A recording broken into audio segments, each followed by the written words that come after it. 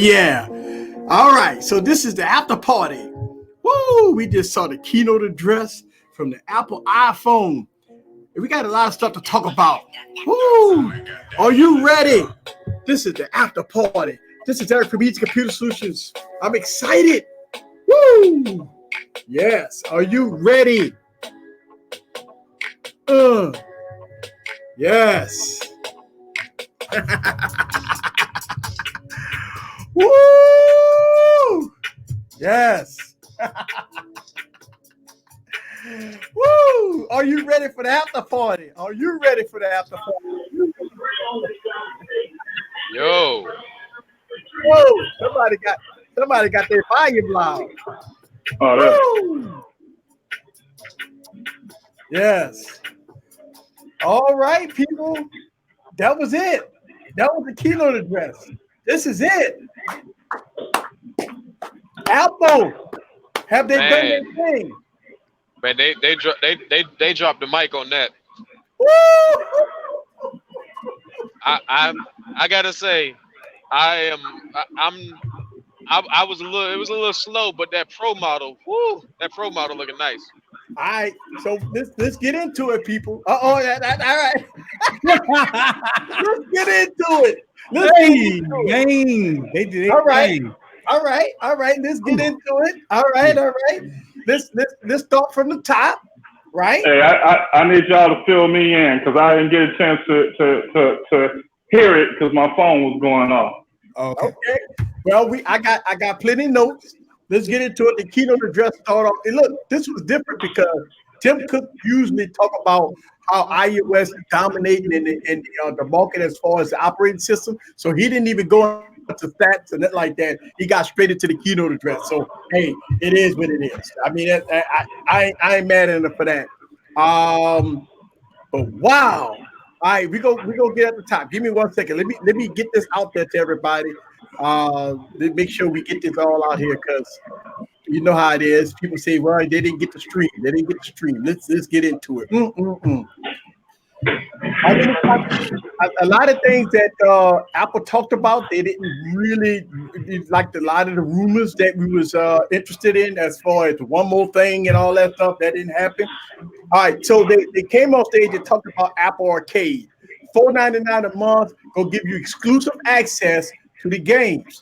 Now, for gamers and stuff that do iPads and iPhones and stuff gaming, you're gonna get exclusive games. They showed off some games. They look pretty dope. All right, so they look pretty dope. I ain't nothing wrong with that. I'm cool with that. Apple TV starts November 1st, $4.99 a month. Again, dope. Not bad. I thought it was going to be about $10-20. I did too, bro.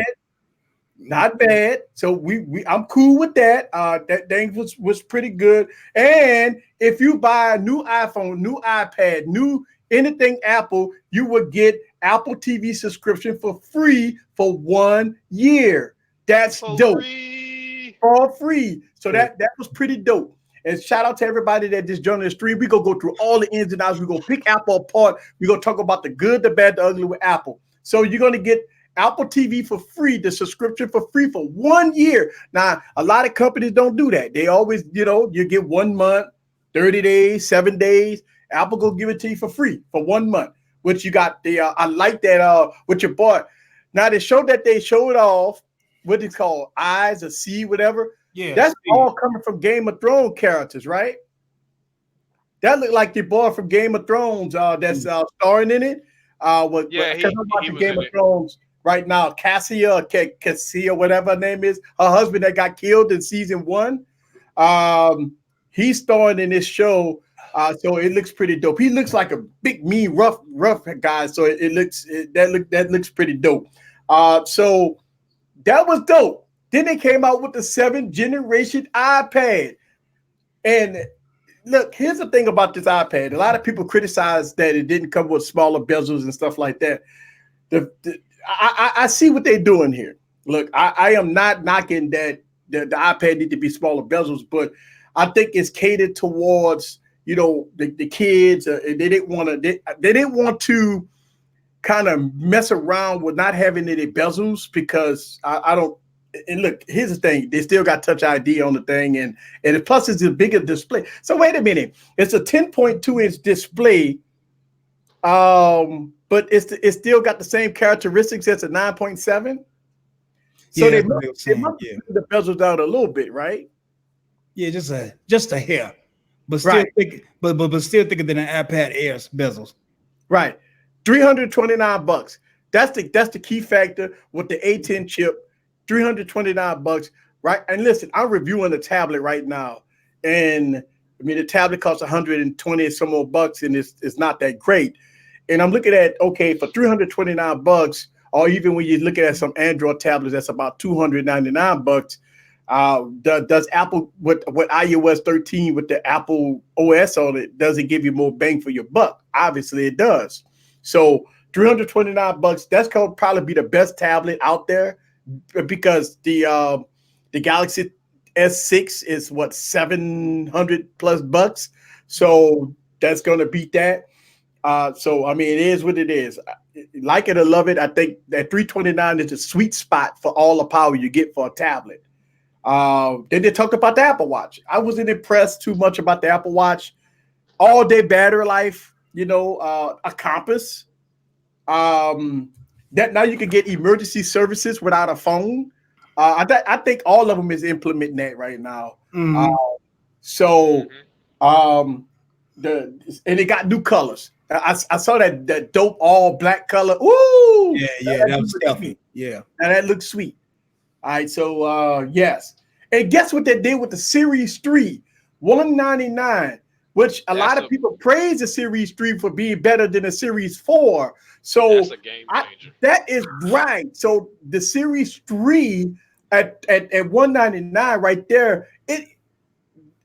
I don't see why buy a Fitbit. Why buy anything out there that's in a $199 price point when Apple will give you the Series 3 for $199. So that is pretty nice. Yeah. Listen, man, Apple did their homework on this shit, man. I'm not gonna lie to you, man. Listen, as I'm watching this keynote address, you see Tim Cook smiling from ear to ear because he just dominated the market right now. Everybody in the comments talking about iPhones. Let's get into the iPhone, and they really talked about the iPhone 11R. Yeah. Man, yes, sir. Yes, sir. Yes, all sir. Right. Yes, sir. Let's make sure we understand something. The design of it is still ugly. It is what it is. $699, which is dropping the price down by $50. Woo! That's going against the Google Pixel, by the way. I bet you. Right? Yeah. This is where I interject. For all of y'all that said that Pixel wasn't going to start off at $700, eat my dust. Not since we seen that this iPhone gonna be $699 instead of $749. Yeah, and they took the original XR and they gonna drop it down to $599, right? So that comes down $150 down in price. Yep. The phone, by the way, right? All right, so that dropped that. We get new speakers on the new one. We get the new green colors and all these psychedelic colors. We get the 12 megapixel wide angle lens on it. We get night mode. We get the slow mo front facing camera that can shoot in slow mo. And then we get the A13 Bionic chip, which is the same chip they put in the Pros. So that's gonna be pretty neat. And the front facing camera shot 4K too, right? Yeah. Yep. Oh yeah. Front facing camera shoot 4K. Okay. Slow motion 4K. Okay. Okay. All right. And for the icing on the cake, now I don't know why Apple called it a Pro. It didn't get pencil support like we thought it would get, right? It didn't get the one more thing and all this stuff like that. But 1200 nits of brightness on the Pro, which is going to be very bright. 5.8, 6.5. With the Super Retina, what they call it is Super Retina XDR display. All right, we get the A13 Bionic chip, bigger batteries, 4 hours better, and 5 hours on a max. We get 3 12 megapixel cameras. 1.8 aperture on the wide angle, a 2.0 aperture on the telephoto, and a 2.4 aperture on the ultra wide. And I believe all of them got optical image stabilization on it. Yeah, all of them. All of them. All of them. All three of them, damn it. And all of them got 4K ultra. All of them got 4K 60 frames per second. Yeah. Woo! And then they got their own image stabilization to go against the Samsung image stabilization. So I really got to see this. And they got a pro mode in the video. I'm putting it out there right now. I was all set to get a computer this year. I'm straight. I'm finna run my channel off my Note 10 and my iPhone 11 Pro. I'm good. Ain't no need for a computer.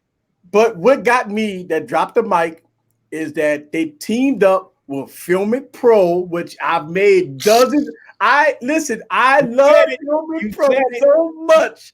Apple and the Filmic Pro team must have been watching my videos, and they noticed that I haven't made no videos with the iPhone on Filmic Pro. So by them coming out with Filmic Pro with a dedicated app, did you see that app? Yes. Did you see that? Yes. Okay, so this is a redesign of a completely app. If y'all guys don't know, if you watch my channel, I've made so many videos with Filmic Pro. That is my app of choice for filming. And by using Filmic Pro, having a dedicated app that's made for iPhone, that you can have full manual controls. Cut the mic.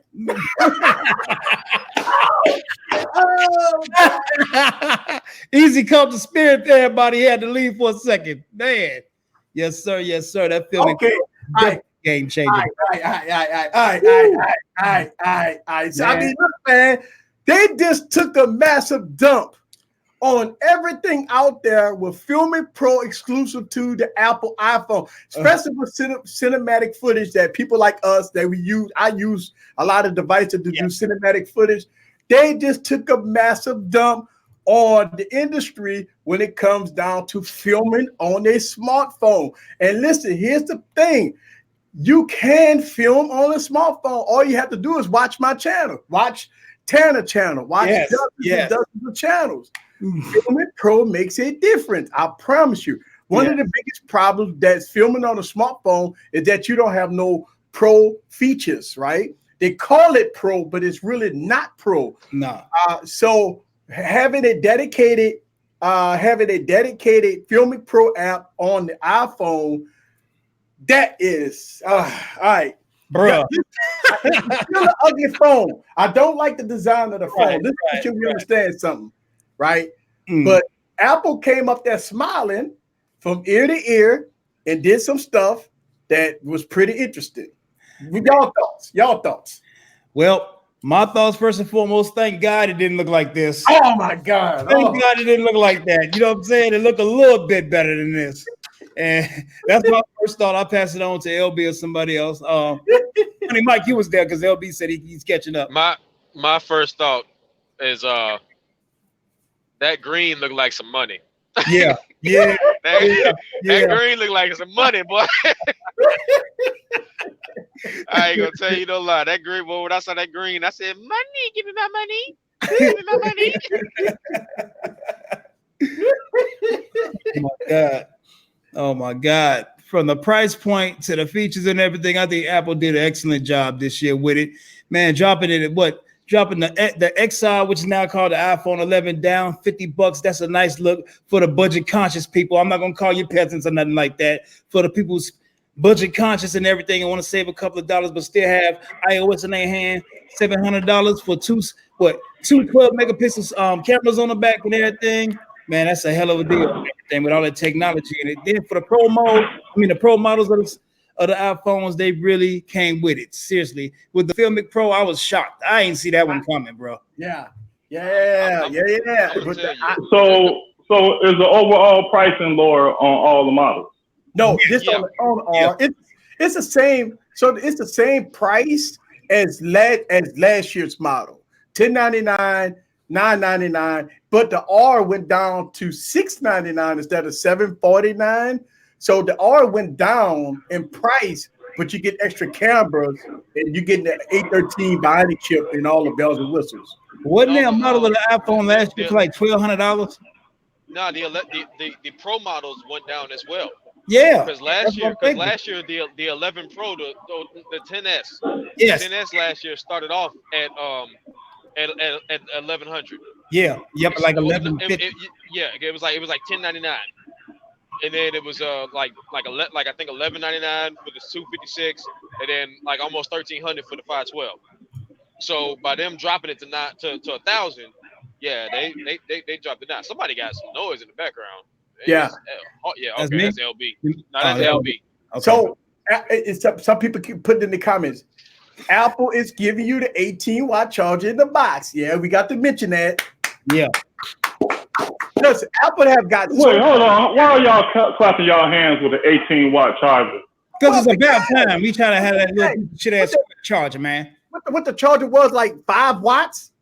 Yep. Yeah, she was. Yeah, but they just gave you 18 watts and y'all clapping y'all hands. Yeah, jokers out here with 45 watts. I quit. I quit. Hey, you know what, Skip Bayless. This is why I can't stand talking to you, because you gonna sit up here and do all that hollering about they still giving y'all the 5 watt, and they gave us something better, and you gonna sit up here and talk about that's not enough. You ain't never satisfied. That's your problem, LB. You ain't never satisfied. Ain't never satisfied. I'm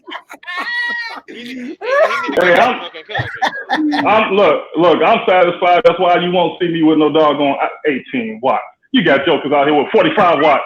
But LB, listen. Go ahead, bro. I'm gonna drop this on y'all, and then I'm gonna be quiet. LB, you got to think about this. Most folks that have an iPhone, like Tana, like myself, like anybody else, they either already got a fast watt, they either already got a higher watt charging brick because they got an iPad. Like me, I've been charging my iPhone with my iPad, my 18-watt iPad brick since I got it last year.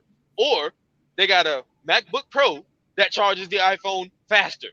I mean, it's you just the same way that somebody say, oh, well, on a Samsung phone, I got to download an app to keep me from touching the sides. Well, with an iPhone, all you got to do is go buy a USB-C to Lightning cable, and you can use it with the same faster charging bricks you already got for your other Apple accessories. Boom. Exactly. I'm just saying, I'm amazed at how iPhone folks get so happy over something that people had for 4 years. That's all I'm saying. You're happy over something that people had for 4 years, Smokey. The principles of the matter, Smokey. No, but here's the thing. If you are an Apple person, if you are in the Apple ecosystem, we're not talking about Android people. Yes. We're talking about Apple people that's getting this. It's a happy day for them. Because you think about it, if you had the old Apple iPhones with that old 5-watt charger, you know it took a long time to charge. Now, we're not talking about Android people here. We're talking about iOS people. We're not talking about Android. See, here's the thing. I think we get it messed up that we Android people, we've been having these features for years, dark mode and all the stuff like that. But for diehard iOS users, this is a good day for them. For diehard iOS users, this is a good day because listen, I still don't like the design of the phone. It's now at least they didn't put that this cover. I mean, maybe they could have put the cover on there, but then they got the cameras, showing whatever. Yeah. But for iOS users, let's call it how we see it. For iOS users, this is a good day for them. Right. Okay, I apologize. I'm not going to rain on y'all. I'm happy. Look, I'm happy. I'm happy for y'all getting the how many watts is it? 18-watt charger. I'm happy for y'all. I really, I want to applaud y'all on your ability to charge at half the speed of the rest of the market. Skip Bayless. All I'm gonna do is take that iPhone USB-C to Lightning cable, and I'm gonna plug it right up to that 25-watt charger I got with my Note 10 and call it a day. There you go. Pretty much. That's it. I mean, to me, I understand it's frustrating to get a 5-watt charger in the box, but most folks wasn't using that anyway. They was going out buying a faster brick, so I don't really get the point as to why that's even something to complain about. The 18-watt charger is nice because most folks can't afford to go get a bigger charging brick. Yes. So that's definitely a good thing. So while LB over there clapping, like it ain't nothing improved. Right. Most of the people, go ahead. Most of the folks who got an iPhone are usually people who that's everything to them. They ain't got a computer or nothing else. They just got the iPhone. Right. So as we go through a lot of things, Apple talked about this new feature that they bring into the cameras that's called Deep Fusion. All right. Now Deep Fusion, what that does is it takes a photo, 4 photos or 4 to 6 photos before you snap the photo, and 4 to 6 photos while you hit the shutter button, and then it fuses it together, and it gives you this massive high contrast, high saturation type photo, almost kind of unrealistic if you look at it, but it brings in so much details. So I don't know. I mean, I think they're going all in with this camera. 12 megapixels. And I mean, the software when you look at the ultra wide angle lens, it gives you a preview of the ultra wide angle lens before you snap the photo, which is pretty neat. I mean, I was overall impressed at the features and the software of the new iPhone. Again, the design is less to be desired for. I'm still not digging the design of the phone, but as far as the features with Apple and for Apple users, this is a good day for them. This is a fantastic day for iPhone users right now. This is good for them. Definitely agree. I definitely agree. Man, oh man. I like the fact that. Oh, my bad, son. Go ahead. My bad. Go ahead. Oh, it's all good. I said, think tech for your needs was asking was I'm going to get the 11. Hell yeah. You know what I'm saying? I'm getting the 11 after this one. And man, you're right. You get all that text with that with that feature to where dude put up the sweater and everything. He saw the grains in the sweater and everything. And that was just incredible. But see, here's the thing. What's going on in the chat is what we always expect. You got Android users in the chat that's putting it out like, hey, Pixel been doing it for years. Samsung been doing it for years. LG been doing it for years. That's on the Android side. But did Apple been doing this for years? Did you see? Here's the thing in the chat. You have to separate yourself from iOS users and Android users. Today is all about iOS users. We're not talking about Android users. Of course, Samsung have had these features before. Of course, the Pixel have had these features before. Exactly. So when I go to an Apple event, I'm thinking strictly Apple people, not Samsung people or not Android people. This is not the Android event. This is an Apple event. Just like we did with the Note event. That's right. About Android. Show them a lot of love. Let me get my tea on. Right. So when we watch the Samsung event, or when we do the Samsung event, we talked about Samsung and Android. So we don't want to say, well, Apple this or Apple that on the Android event. So we, this for everybody to know in the comments. I know we go through this every year with Android users hit the comments and say, oh, but the Pixel and the Samsung and the this and the that. But listen, for my daughter that only using iPhone, she's already texted me because she watched the keynote address and said, Daddy, when you go get the iPhone? You know what I'm saying? So, absolutely. Let's see. I'm getting that iPhone 11 just because like you said, Eric, today people got to take out their opinions. It's not about what Android been doing. It's about what iPhone is doing now. And I like the fact that they geared what I was trying to say to Tanner's point earlier. I like the fact that they had enough sense to say for those that want more. They specifically let it be known that, hey, the 11 is the phone for everybody. You just want to get an iPhone, go grab an 11, or hell, get you a 10 off for 600 or the 8 for 450. Yeah. But if you know you're going to be doing more, like us, like tech heads, this is the one you want to look at. That's I like the fact that they did that. Shout out to Emily. Emily. What up, guys? Welcome. What is going on with this sausage after party up in here? What's happening? Welcome, Emily. I know it's been a while. Hey, guys. We are gloating on Apple just dropping the mic all over the place, huh? Woo! I feel poorer than I did when I woke up this morning. I was just playing with the prices for the white ceramic Apple Watch. Ooh, did you see that? Like $1,500. Oh, it hurts, man. It hurts. And the phones. I mean, you guys were right in the middle of talking about the phones. So yeah. Talking about the phones. What do we think of the colors? Have you guys talked about the colors? We haven't talked about bringing the girly shit right away. Yeah. Give me my money. Yeah. Mike likes that green, that army green. Yeah, the army green. Yes, that's the truth. Fire. Yes. All that you can be. It's so good. It's so good. Are you getting the Pro, Eric? Yeah. Well, I tell you what. Now, as far as the design of the thing, we've been talking about it because we got dummy units here. Yep. And so we've been talking about the design of it. I am not a fan of the design of it. I hate those 3 cameras. Yeah, the 3 cameras. But the features of it was groundbreaking to me on the camera aspect of it because of the integration with Filmic Pro and Apple. They're going to make a dedicated app just for Apple. And when they showed it off, I was like, oh man. Woo, yep. For everybody who's like, I don't know how to start on YouTube, get you a phone and some AirPods. Yeah. Because it's gonna film front camera in 4K.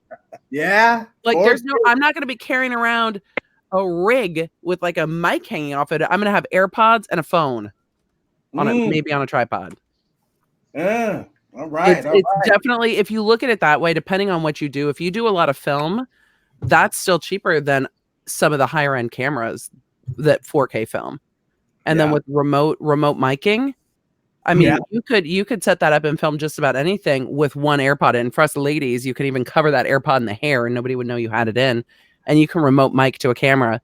I mean, that is pretty 4K neat. front facing camera. It's ridiculous.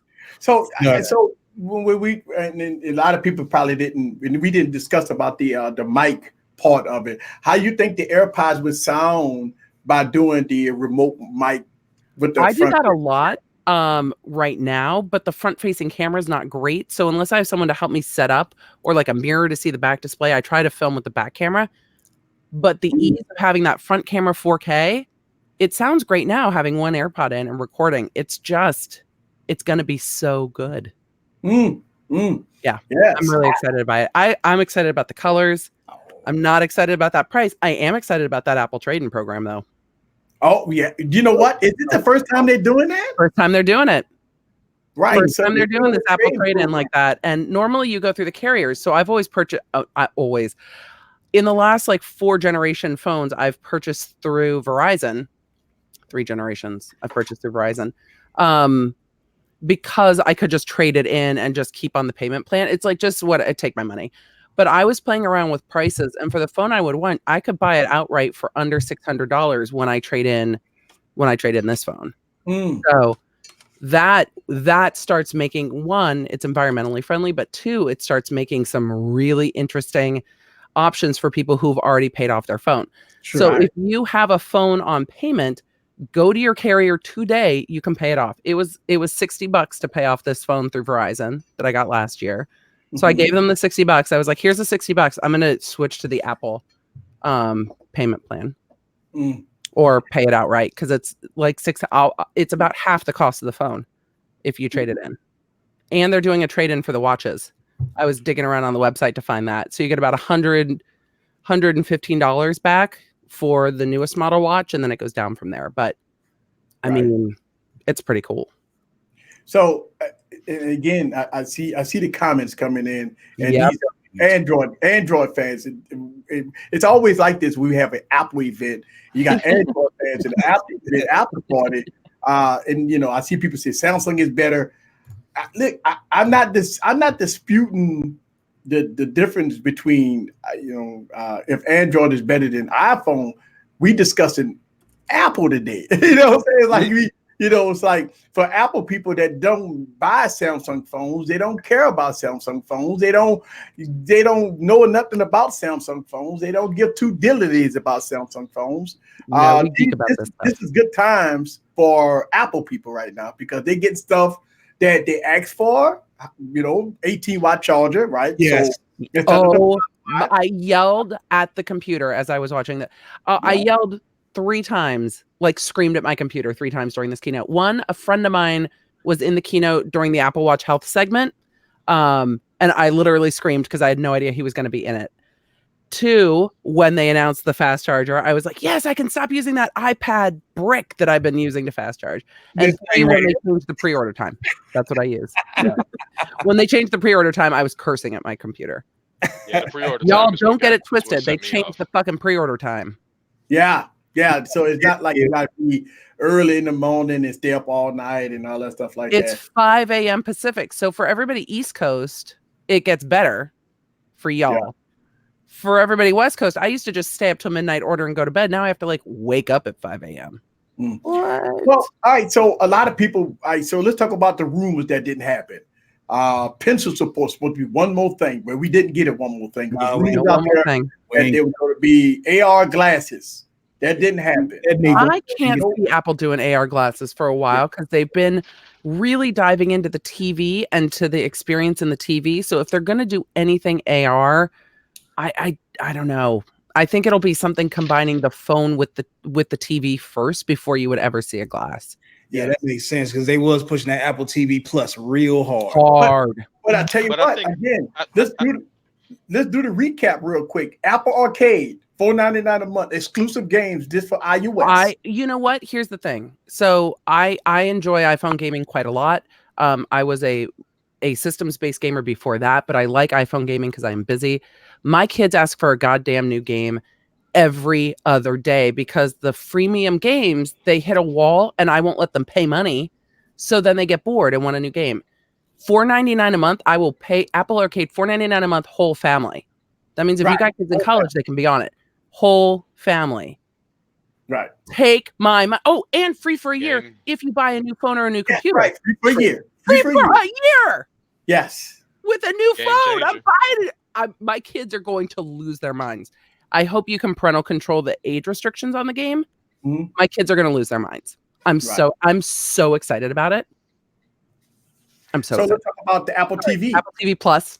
$4.99 a month. Free for a year, right? If you buy a new I believe it's also free for a year. I don't remember because I got excited because Disney's releasing their streaming in November. So you've got Disney Plus, Apple TV Plus. I feel like Netflix or Hulu or HBO, one of those 3 is out in my world. I don't know who's who's going to stay on the island. One of those is going because there's no way we're going to need it.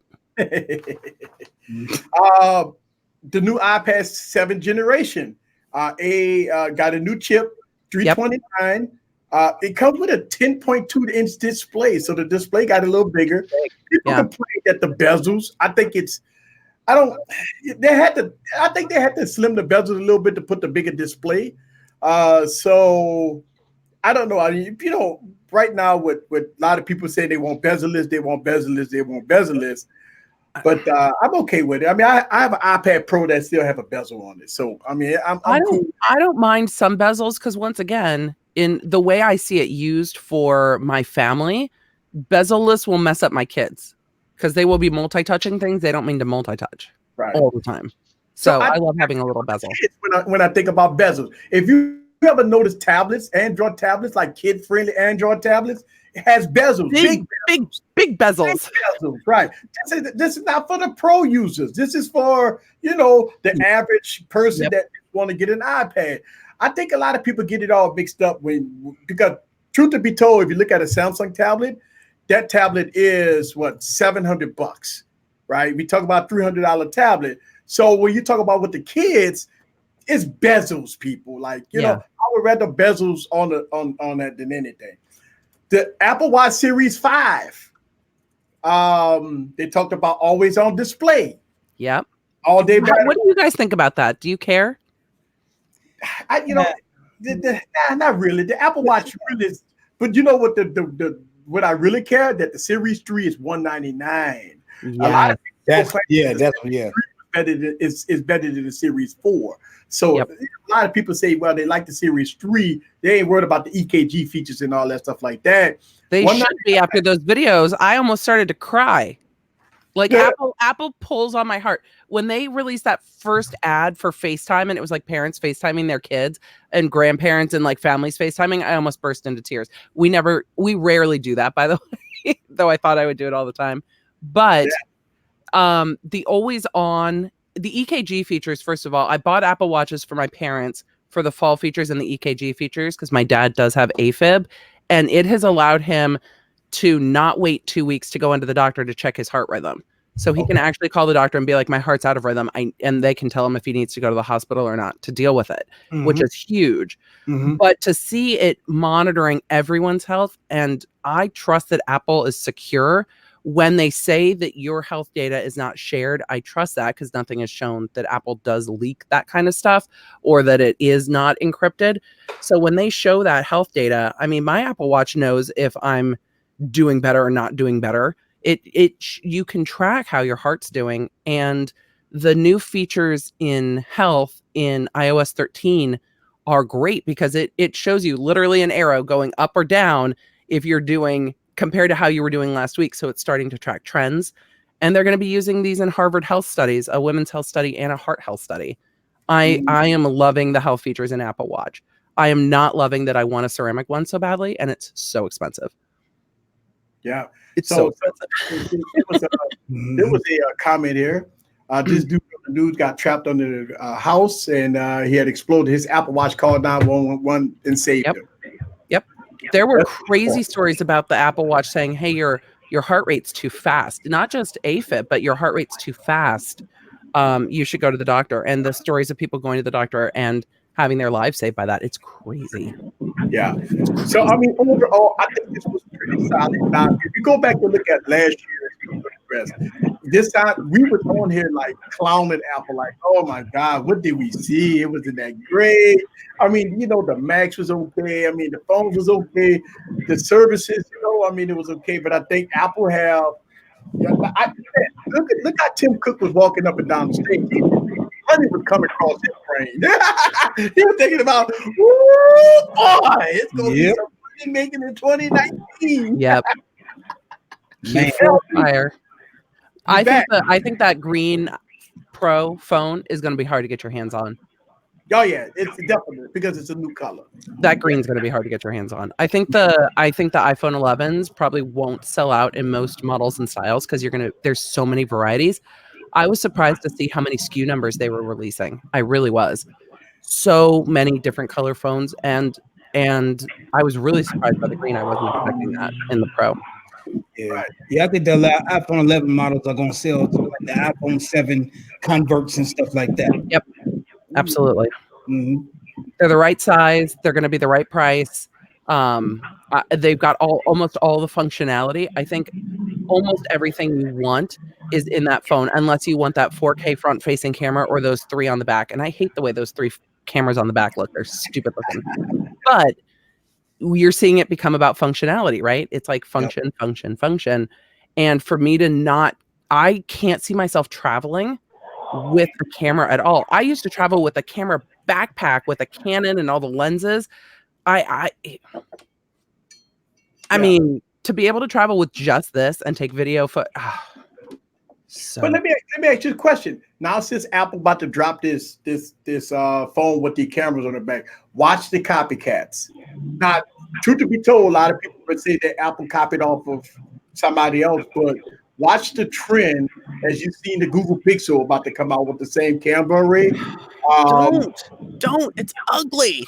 I know. And watch, you going to see a lot of companies that will adapt the same camera array that Apple done today. This is going to be a big deal because everybody always follow the trend. And I think Apple, you're going to see it. A lot of companies with the Pixel 4 and other companies going to adapt to the same Pixel array. Have you guys been playing with iOS 13 at all? I really need to I can't hear you, Eric. I can't hear you. LB. LB. Yep. Oh, there you go. Okay. Yeah, I use my iPads for serious business, so I can't risk it until the official bill come out. So fair enough. So in some of the deep dive functionality, I think people who aren't wanting the camera upgrade, once they get iOS 13, their phones are going to feel like a new phone. So even if you're thinking you might want to upgrade, download iOS 13 on, I think it will drop on Wednesday, and it's going, if you have a 10X or 10X Max, it's going to feel like a new phone. Even a 10 or a 10R will feel like a new phone. It's so good. Yeah. I mean, this see the hype right now. I mean, right now, I think, after the Galaxy Note dropped, and they did very well. Samsung Keynote address was pretty good. People love the Galaxy Notes, and now we got the iPhone. So we got two big players now going into the holiday season. Now, man, this gonna be pretty interesting. Yep.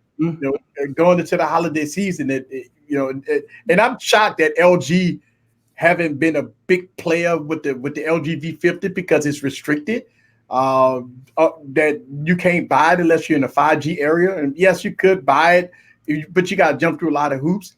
So I think it's a big fail on LG not to be in the mix here, especially after Apple about to steal a lot of thunder right now going into the holiday season. Now, there's going to be a lot of strategy going on in the next couple of months to try to get your money. And Apple going to be dropping a lot of campaigns, going to be, all the tech gods go, get the briefcase, and you're going to see a lot of things going on. But I think overall this keynote address was good. One of the best that we've seen in a while. I think this one here is pretty good. I think Apple dropped the mic on some things. Were you surprised by the amount of time they spent talking about services, Apple TV Plus and the Arcade Plus? Yeah, they focus on that. They talked about it a lot. Yeah, they focus is really on services. Giving it away for free. I mean, think about that. I mean, for free. Oh yeah, because once you do it for a year for free, you're going to be like, whatever, take my $5 a month. Like I don't like that's the two services combined is $10 a month. Right. And if Apple TV Plus ends up integrating all the channels that like Hulu has, why would you keep Hulu and Netflix and Apple TV Plus? It's going to bump one of the services off most people's regular rotation. Absolutely. Yeah. Absolutely. And they give you what, $60 for a year service? Yeah. Yeah. So, I mean, you get it for free for a whole year. So, I mean, you get it in November going, 2020, they claim they're going to add a whole lot. So I think that's going to be pretty interesting. They added Jason Momoa. I mean, what else do they need to add? You had me at Momoa. Man on deck. Every woman who's sitting there watching the Apple keynote was like, "Can you extend that trailer, please?" Just his and when you go into the Apple TV app now on Catalina on a computer or on your eye, it's just Jason Momoa's face. It's so glorious. Yeah, ain't that the same guy that with that show that's coming out called Scene or something like that? See. Yeah, see. Yeah. Is that the same guy that was in Game of Thrones? Is that the same? Yeah, Game of Thrones. Mm-hmm. Okay. That's him. Because I'm on Game of Thrones. I'm on season 2 for everybody. Matter of fact, I just finished season 2 last night. I'm on season 3. He got killed off in season 4. Yeah. Yep. Don't mess with dark witches, man. Yeah, no. I'm on season 3 with Cassia, whatever. She got all these dragons and shit. So that's on that right now. The dragons are good. The dragons are good. Yeah. Yeah. So I mean, I see a lot of people in there. So 10-minute tech talking to Armadillo Tech. I mean, so what could Apple bring extra to the iPhone that will wow some of the Android users? Because dual support. Let me watch a video and text at the same time. Let me watch a video and chat with Tana on Twitter at the same time. Come on. Come on. It's 2019. Get your iPad mini. I don't know if I would do that on a phone. You can do it on an iPad. You sure can. I don't know if I would need that on a phone because I don't. If I'm multitasking, I normally have my computer up. I mean, the split screen on the computer in Catalina is flawless. I'm sure it will be on the iPad too. But my phone's just not big enough for me to want to split screen it. But if you're on the run, I'm a person that's on the run all the time. Everybody, I'm always on the run, and I don't have no. I got my iPad is in the back seat 90% of the time. I do majority of everything on my phone. When I get a phone call and I hit the answer button, guess what? My little video drops up to the top corner, okay, and I'm able to do what I'm doing in that phone call. If I have to send a text, I can do that while being in the phone call. And when the phone call ends, guess what? Everything resumes back to normal. See, I can call and text on my iPhone just fine. You just have to switch it over. Yeah, that's what I'm saying. Switching over. I ain't gotta switch over. Easy. I ain't want to laugh, but thanks for laughing for me, Easy. I mean, you're talking about making a phone call and texting. You can do that on the iPhone. What the fuck are you talking about? I'm saying multitasking. I'm saying doing all of this stuff in one motion. Okay, if you can be watching a video, phone ring, you can be on Twitter, and everything is splitting from screen to screen on its own. You don't have to hit the home button, go into an app, open it up, open it back up. That's just doggone annoying. You just have to swipe.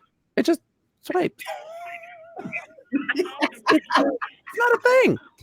I don't know that it doesn't. I mean, I'm not an Android user. It doesn't bother me at all. I am glad that in iOS 13 we did get finally the scrolly keyboard where you can just swipe between the letters. That was an Android feature I was pretty excited about getting. Hey, so I know what LB talking about. He talking about split screen, right? So in Android, they have split screen, which you can look at a video at the top, and at the bottom, you can make a phone call, you can text, open up a secondary app on the screen itself. I mean, that's been around with Android forever. I don't think that Apple want to implement that. I mean, they don't. I don't know. Apple would have done it by now, but they do it on iPad. So I think that Apple would never bring you multitask split screens and stuff like that. So I think if you want split screen, you got to stay on Android or the iPad or the iPad Mini. Pretty much, I do that on my iPad all day. So yeah. I don't think that Apple would ever bring, because they would have done it by now. The swiping is so easy, and when I'm on the phone, I really try to be focused on what I'm talking about. I don't like being on the phone very much, but I mean, I just don't see a use for it in the way that I use my phone in everyday life. Mm-hmm. I just don't. Right. I mean, truth to be told, when you're looking at, when you're doing multitasking, I mean, this call it how we see it. The screens are tiny, right? Once you get you got a little bitty video that's playing at the top. Then you're trying to read the text and multitask at the bottom. But then when the keyboard comes up, it covers up everything that you're doing. Right. So, I mean, granted that a lot of people love it, but once you're doing multitasking with split screen, this truth to be told, man, it's too tiny. Yes. Too small. And I don't never use it. I don't never use it because it's too small. I'm not taking up for Apple, but I'm just saying, I mean, multitasking with split screen and dual screens, it's too small to do two things at the same time on this display. It's too small. I agree, Easy. And I'm glad you brought up the point that we're not just eye sheep out here. We deal with Android phones as well. You know what I'm saying? Right. Hey, Catwoman, what's up, baby? Hey. Yeah. I'm still at work. Exactly. But I have a quick question for Emily, and I knew you guys weren't gonna be able to see it in the chat. Emily, am I gonna see some slow fees from you? There will be slow fees. There will be slow fees. There will be slow fees. Slow fees. There will be slow fees. Okay. All of the slow fees. Bye, boo. You're gonna be at work. Yeah. Hey. Yeah. But like I was saying, I'm glad that you brought up the point that we use Android phones heavily too. You know what I'm saying? I know you do, Easy, and I do too with the Samsung Notes and everything. But yeah, I tried to multitask on my Samsung phones, and people, Easy's right. It's too tiny and cramped to really do something with it. So it's not made for that. You need more real estate like this iPad back here or a computer, something like that. Multitasking. How we see it. I mean, a lot of people brag about split screens on the screens, on the displays. But when you're doing it, just call it how we see it. It's too small, people. Terrible. I mean, it's a terrible experience. I don't use it at all. I mean, I'm just wondering. So, if you're trying to text somebody and watching a YouTube video on this part of the screen, and this part of the screen, you try to text somebody, when the keyboard comes up, you can't see anything at the bottom but the keyboard, and then you still. So, I mean, yes, the Android phones has it, but is it a practical experience? I never use it. I guarantee you, Apple tried it, and they found that it was a terrible use case, and so they have not released it. I am sure they tested this in-house. Oh yeah, they would have bought it out by now. Yep. Now, granted that if you had a 8-inch phone, if you got like one of them 7.5-inch phones, yeah, I can see the practicality of that. But we talk about 6-inch devices here. Think about doing it on a 5.8-inch phone. Right. So yeah, it gets a little cramped up there. Yeah, it's just not worth it. No. I mean, I don't see the use case for it. I don't know. But you asked what Android users would want, and that's what they would want. See, the difference between Apple and Android will give the users everything and be like, figure it out yourselves. Apple's like, this is not a great use case. You don't get to have it. It's just, you're going to be mad about it. Right. And Apple people are going to be bitching about, well, it's not very Apple-y. It doesn't work like, well, right. Because it's just not a great end user use case. And most people who are, diehard Apple, there's either the old school techies who are like diehard Apple fans because they love the company and they've been using Apple because they were rebels and no one else had Apple. And then there's like the moms and dads who are like, I just want this shit to work. I don't know. I just need it to work. I don't want to deal with it. I want it to be easy. I want to be able to go into my Apple store and be like, it doesn't work. Right. Make it do something.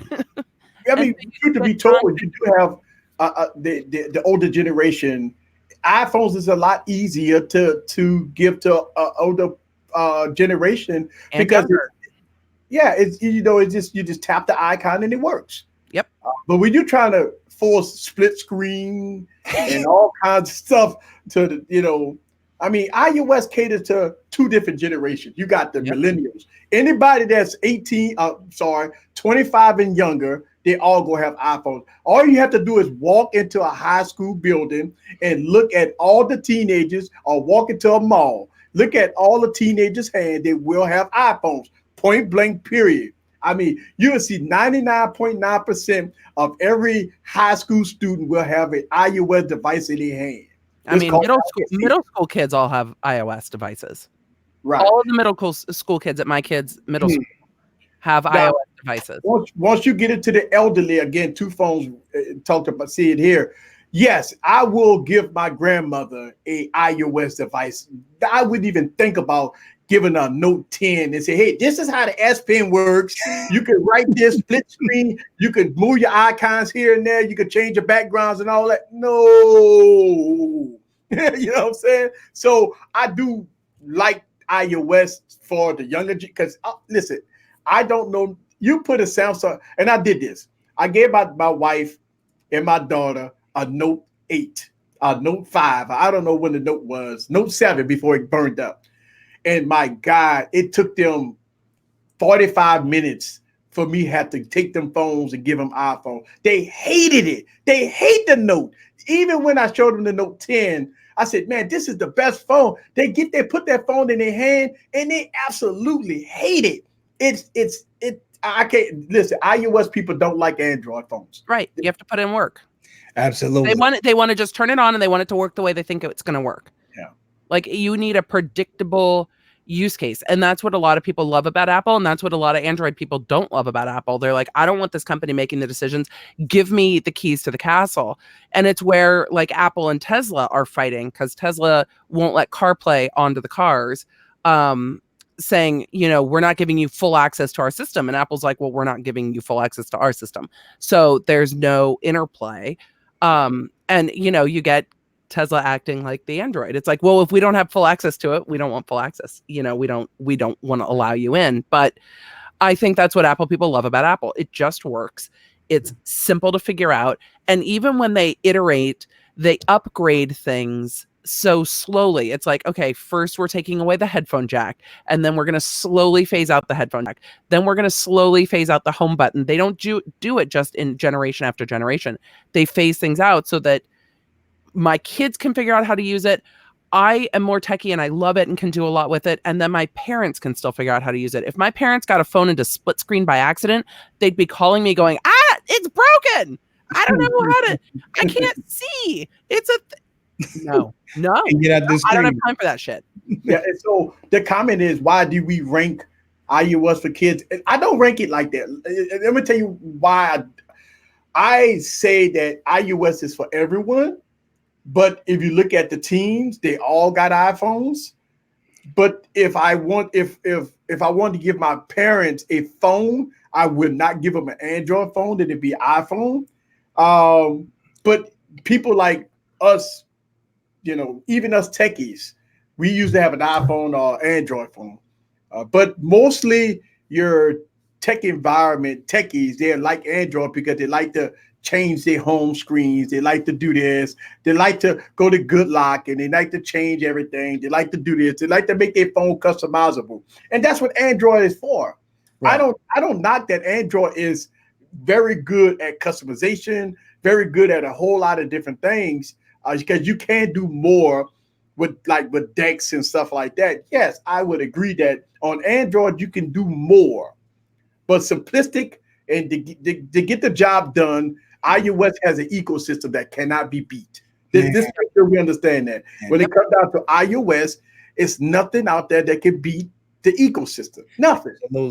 Absolutely. And coming from me being a Samsung purist for like 5 or 6 years straight, coming over to iOS, I was able to do so many good business deals and everything because I had the damn, the iMessage and the FaceTime and everything to have conference calls with everybody. So that's a lot more money for me to gain. So and iPhone just made it that much easier. Yeah. So you're right about simplicity. It's simple and it works. Yeah. And Apple will never alienate their customer base. People got to understand. Android people have to understand. Apple will never alienate their customer base. They ain't gonna do it. The iPhone will always be what it is from now until kingdom come. They will never do some of the things that Android people want them to do because they will never alienate their customer base. They would never do that. If you thought that Tim Cook would go walk across the stage and go give you split screen, go give you multitask, go give you this or give you that, you were sadly mistaken. I didn't go into the keynote address thinking that Tim Cook was going to give us all that. I mean, I didn't think that Tim Cook was going to do that. Every year we go through this. iPhone is boring. They didn't do anything. But when you ask iOS people, hell, they like, yay! I'm glad I got this. I'm glad I got that. I'm glad it's a lot better than what it is. And when we talk about performance, again, Apple always beat the competition when it comes down to performance, right? Yeah. But that's here or there. But I know I didn't go into this keynote address think that Tim Cook was going to walk off the stage and give you an Android phone that run iOS. I didn't think that. And you're not going to get a lot of surprises because tech, though it's changing, we're getting into iterating. Faster, more battery efficient, better camera. There's not that much. And with how great Face ID is, they're not going to go back to putting a fingerprint reader through the screen. So we're going to, for the next few generations, we're going to see meaningful iterations, but they don't seem like, wow, new features. It's going to be fast. It's going to be sleek. It's going to have a longer battery life. And look, 4K front facing camera and green, take my money. Like I was in on that. That's it. 4K front facing camera. Yes. I will give a shout out to the super chat. What do you guys know what the screen resolution is on the iPhone 11? I think it's the same resolution, 720, 780p, 820 something, I think. 820 something p. 826. Okay, I got it. Because there were different. Yeah. Different aspect ratio. So I think we seeing the same resolution.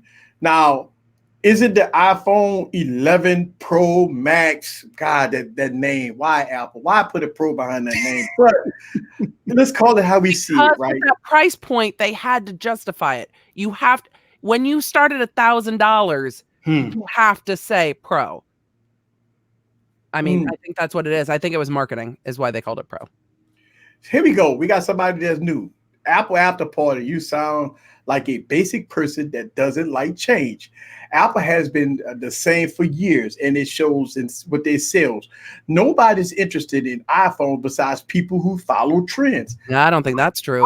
I don't think that's true. No, sir. No, sir. No, I don't. I mean, all right. So, truth to be told, also I'm basic. Like I bring the basic. I brought all the basic. I don't have. So, truth to be told, what company sells the most smartwatches? Apple. Yeah. Okay. So what companies that a lot of people thought that wouldn't sell the iPhone XR didn't the iPhone XR outsold Samsung? Yes, and caught massive heat when it was dropped. Okay, so this whole statement is incorrect. No, it's not. That whole statement's trolly. I mean, I don't know. I mean, maybe I'm quite sure somebody. It's fine. Have an opinion. Apple has not been the same for years, but the company is consistent. And that when we were talking about Apple people and the people that are driven towards Apple, yes, there are people who carry Apple because it's the most expensive and they think it's trendy and makes them cool. Right. But a lot of the people who gravitate toward Apple don't want to mess with their tech. They don't want a fractured iOS system. They just want to upgrade the stuff, have nothing get lost, don't lose their pictures, and just have it work out of their pocket. And if it doesn't work, they want to be able to go to their kid or the kid next door and be like, why isn't this working? Fix it. Or go to the Apple store and have them go, oh, you're right, and give you a new one. A new phone. You don't have time, which is why you see a lot of businesses gravitating towards Apple. The things I like are the security in Apple and the fact that Apple's going to shut down a lot of the tracking. Like Facebook is not going to be able to populate ads the same way to people on Apple devices because Apple's cutting off all that tracking at the knees. And they're now passing through passwords in a different way. So Apple's creating like its own little passwords as it's passing passwords through to third-party apps.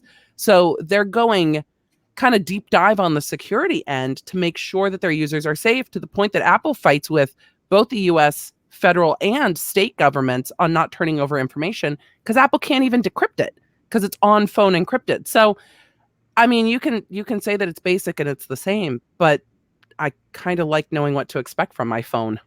Yeah. So we got another question here, and I agree with this. And your thoughts about this, Emily? 64 gigs. Come on, Apple. I think Apple really need to do something about the 64 gig storage. If everything's on the cloud, almost no one I know needs more than 64 gigs. I need more than 64 gigs because I take a lot of video and film, but even at 256, I don't max it out. Most people who use their phone in an average way they download a video or two if they're hopping on a plane and then delete it. They have some audiobooks, they have some music, but everything streams. So unless you're everything in the cloud, everything's in the cloud. All of your music's in the cloud. All of your movies are in the cloud. You're streaming on Netflix. Like, you need fast coverage. They didn't talk about 5G, which was they didn't talk about 5G. Did they? No, they didn't. Which was interesting to me. But as long as you have good coverage, you don't need. Most people, I don't think, need more than 64, and I think it keeps that price point low. So I don't think it's a fail. I think it was a marketing decision. Yeah, and truth to be told, we knew that 5G wouldn't come to the iPhone. Listen, this truth to be told, who? I mean, besides New York and a handful of states, who has 5G coverage? Oh, I don't really care. That's the whole thing. Like, I see that like Android is pushing 5G phones. I'm in Louisiana. I probably won't see 5G till 2021. So why would I buy a 5G phone today, knowing that I'm gonna be 2 generations behind once I get 5G coverage in my area? Would you rather have 5G or would you rather have faster and more plentiful Wi-Fi you could connect to well out of the house? Yeah. I mean, I think most people rather just have better like Wi-Fi everywhere. Exactly. Exactly. The Right. 11 Pro should start at now. Here we go. We got somebody put a comment. 11 Pro should start at $899. But here's the thing: it's the same prices of last year. It's nothing changed. Now the XR came down, so the 11R came down, and the 11 came down. Hey, yeah. And check this out for the iPhone 11, the price of the 128 giger is $750. Yeah. Oh, okay. Yeah. Okay. So there we I don't go. know. Damn trolls. And it came in a whole bunch of colors. Exactly. I mean, you got your red, and they released the product red during launch, which they've not done. Normally, product red is a 6-month in boost. So that's really interesting to me that they released the red, but red, black, white, yellow, green, purple, or lavender, and then those pro colors, man, with the gold, white, space gray, and that gorgeous green. Which they named Midnight Green, which is stupid as hell because it's olive, it's army green. I need a case on it that's going to make it look camo. And that's another thing that pissed me off about Samsung. They go ahead and leak the damn colors that their phones could come out in, but never release the bastards and stuff, and just give one or two colors here or there. But Apple said, Samsung worse at it, man. Like everybody wanted that nice, beautiful red. I wanted a red. That's not even available. Then they don't have it on the plus model. They got it on the regular model. Right. It's not available in the United States. Oh man, that's I don't like when manufacturers does that. They release they show all the colors off at the keynote address, and then when they release them, they don't have no colors available. The colors you want is not available. Bait and switch bullshit. It's because you've got nothing and you're trying to get some hype for your color shifting phone. By the way, I love a color shifting phone. Yes, I love it. I was surprised Apple went matte when everybody else is going to the shiny, almost chrome-like color shift. That Apple's like, we're doing matte and we're making it. We are embracing the fact that we don't want you to use a case. And all of their videos, the drop testing videos were without a case. They showed a lot of use without a case, rumbling around in a purse, dropping underneath a seat. They really are dialing down on you can use this without a case, but they're also for the first time releasing a clear case so you can show off the colors. Yeah. And you know what? That is weird to see Apple making a commercial without a case and dropping it and fumbling it around and stuff like that. Because I mean, it's all glass phone. It's probably, I don't know what kind of, because Apple don't tell you what Gorilla Glass they use. I don't think they use Gorilla Glass on their phones. No. They use a different type of glass technology. So, I would still recommend. Makes me nervous.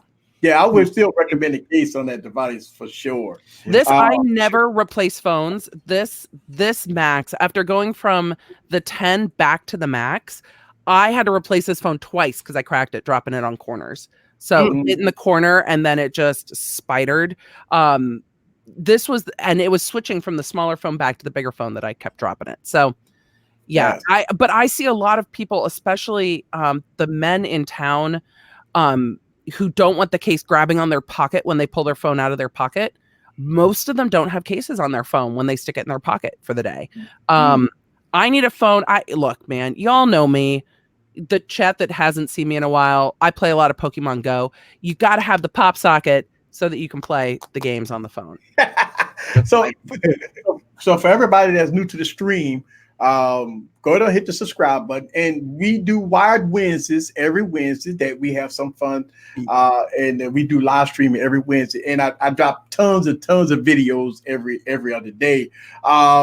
Also, welcome for everybody that's new to the stream. Welcome. I see a lot of new people. Usually when we do these events, and I do them all. So if you are new to the channel, if you want to get a lot of information, we dig down deep into all the events. This is the place. So welcome. If you are, again, new, go ahead and subscribe. Check out my YouTube channel. Also, check out Tanner So Lit. Yes, he got his YouTube channel, and Emily D. Baker. She also has a YouTube channel. I do. So we are all three YouTubers here. So yes, go on and hit it up and see what it's all about. Well, I like the $199 price point on the Series 3. It was $399 when it first came out. So that's $200 hit, which is great. Yep. And the Series 3 is a great watch. It is a great watch. I got one. Yep, it is a fantastic watch. And the series, I have the Series 4. I love it.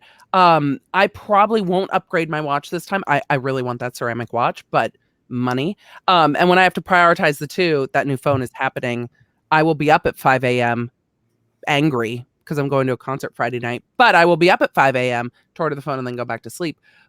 But I want to know what the chat is ordering, if they're ordering anything. And I want to know if people are going to use the Apple trade-in. I'm really excited about that.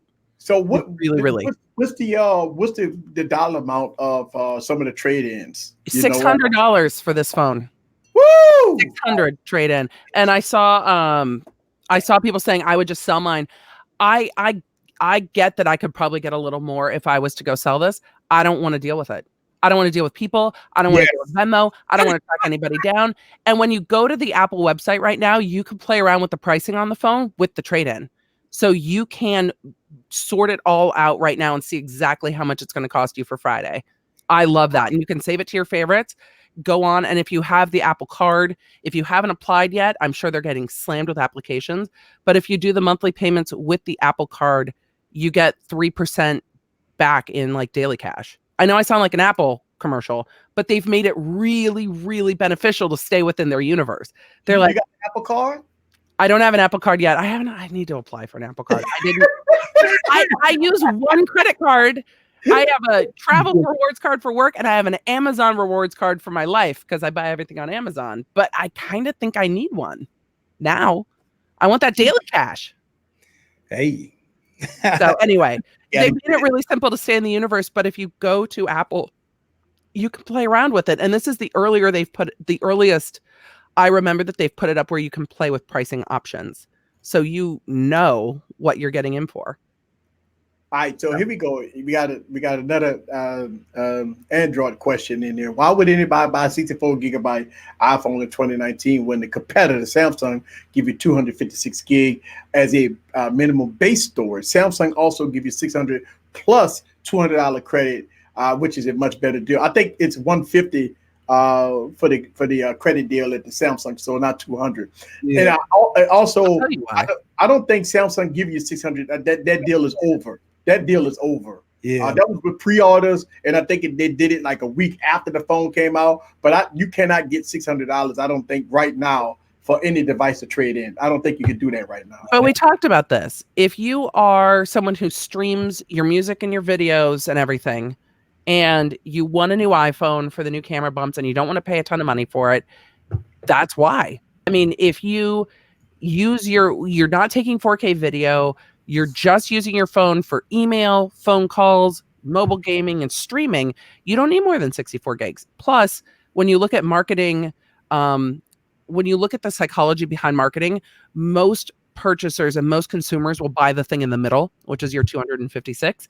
So if you want 256 to be the middle, which is what most people are going to want, you're going to have something below it and something above it. So it's a little bit of marketing and a little bit of all the people in their 60s who are going to go, why would I pay for more than I need? Because a lot of people who just stream, 64 gigs is fine. It's still a lot. I know it's not a lot compared to Android, but people who are in the Apple universe, and Android's not their consideration.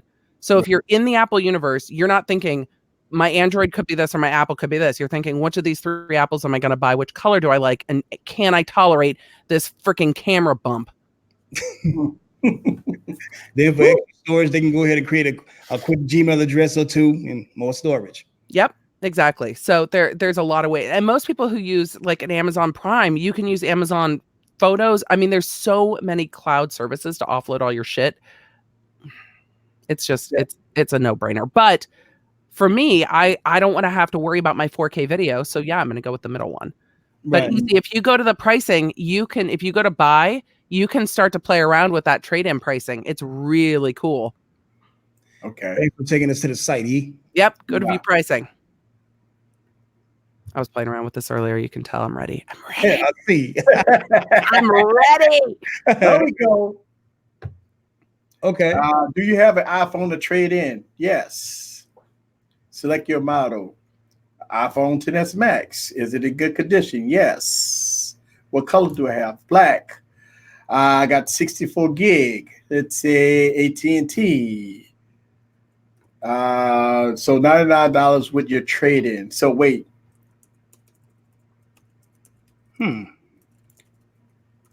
Uh-huh. So wait, you paid what, $99 for the phone? Uh-huh. Wait. That's how about the phone calls? Uh-huh. With your trade-in. What? Yes, sir. Yes, sir. What? Yep. The price is right. Wait. All right, so I just paid $99. Oh my! All right, cool. That's why you get the 64 gig. Go to the 256 and see how much it costs. Okay, all right, let's go 256. 256. Oh, you can't do anything, right? One-time payment. No, but it says one-time payment. What's that? Okay, 249. Okay. Right. That's how much I paid for this damn Galaxy A50. Right. Okay. Wow. Now go to the Max. Let's go to the Max. Go to the Pro. The Pro. Let's go back. Let's go back and let's go back to view pricing. And we want to select. It's not giving me. It's not giving me. You got to go back all the way up to the top where it says iPhone, and then you've got to pick iPhone 11 Pro up at the top. Right. Okay. There you go. There we go. I see you. You've been. Yeah. I told you I was diving into the website. You have a trade-in. Yes. Select what model to go Max. Good condition. Yes. What color do you have? What color do you want?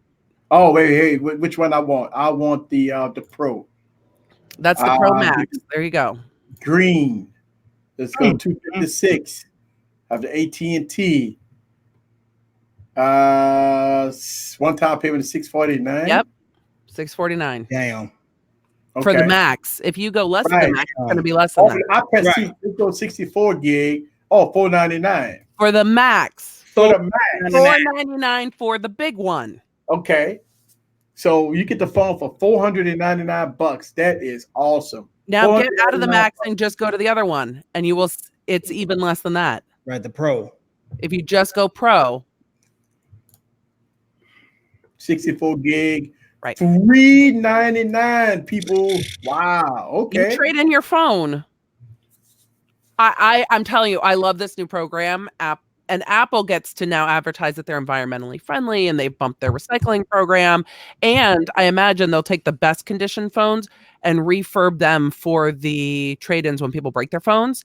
But they've pulled phones back into their ecosystem that they can reuse, and you can get into a new iPhone Pro for $399.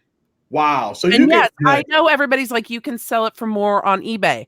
I don't want to fuck with eBay. Yeah. I don't want to take it and mail it. I don't want to deal with people not pay. I don't want to deal with it. Exactly. If you have time, get you more money.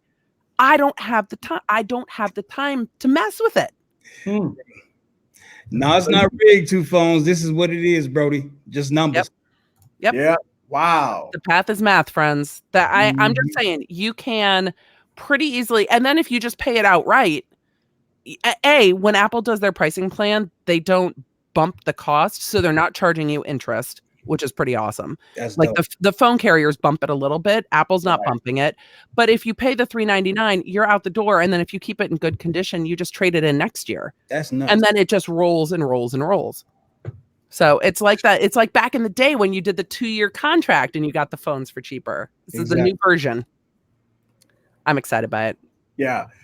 So this say if you have an iPhone XR and you want to trade it in for the iPhone 11R, 64 gig, and you have a trade in. Yes. Wait, so we got to go back because it's saying $99. It didn't ask me to check with what you call it. I had. Let's see. You got $600. You got to remove it. There you go. Okay, remove it. Okay, yes, I have a trade in. Select model. You got an XR. Okay, you saved $370. But you paid less for the phone getting into it. Yeah, so it's $329 if you want to get a new phone. Right. So it's $329. Somebody put in there, most people haven't paid off last year's iPhone. you can't trade it. Yeah, I mean that's a caveat. You got to pay the phone off. Yeah, you got to pay You got to pay the phone off, man. No, I always do say, if you can't afford the phone, don't buy. Don't buy we're in luxury territory here with these phones. Like you can get a phone for $50. You don't have. This is a luxury phone, but to not have to carry around, once again, to not have to carry around camera equipment when I go to Disneyland with my kids and be able to get those wide angles, I am so in. I've paid more than the max, the $1,000 max for a lens for my old Canon. When lenses were $2,000-$3,000 to do the things that this phone does, mostly with software, but to get that back blur and all. I mean, we used to spend thousands on camera equipment to create what this phone creates, and now creates also on the front camera. Yeah. And there's slow fees.